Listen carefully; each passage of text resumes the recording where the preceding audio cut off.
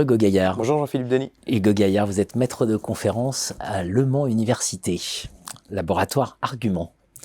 Hugo Gaillard, l'expérience de la thèse en management, c'est l'ouvrage que vous avez coordonné avec Juliette Sen, Julien Cloarec et Alban Grandazzi, édition EMS, l'expérience de la thèse en management.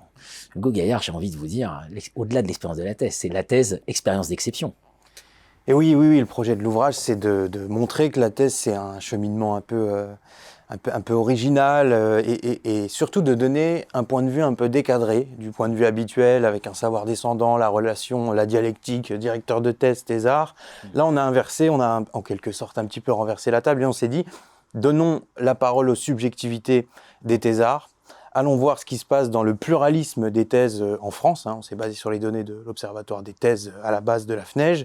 Puis ensuite, on a créé des chapitres qui sont en fait en quelque sorte des témoignages et qui viennent s'inscrire en complément de manuels traditionnels écrits par des professeurs expérimentés. Il y a déjà des supports un petit peu comme ceux-là, un peu dispersés.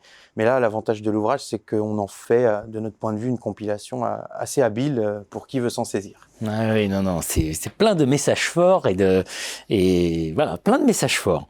Les enseignements, finalement, que vous tirez, l'ouvrage fait quand même, je reprends, près de 450 pages. 450 pages.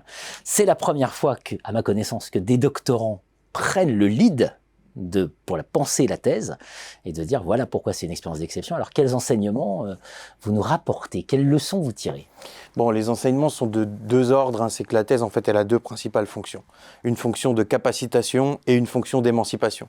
Et ce ne sont pas des fonctions qui sont exclusives. C'est-à-dire qu'elles se complètent et puis c'est une vraie itération à l'intérieur du chemin.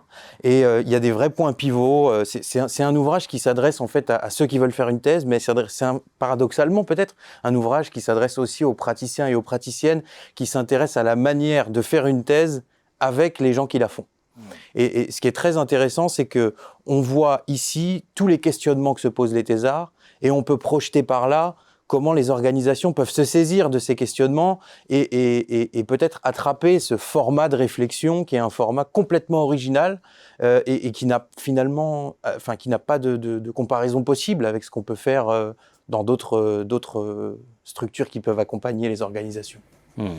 Rappelons qu'une thèse, ça permet d'obtenir le titre de docteur. Donc, qui dit docteur, docteur en médecine, on voit bien ce que c'est, docteur en physique, on peut imaginer ce que c'est, docteur en sciences de gestion et du management.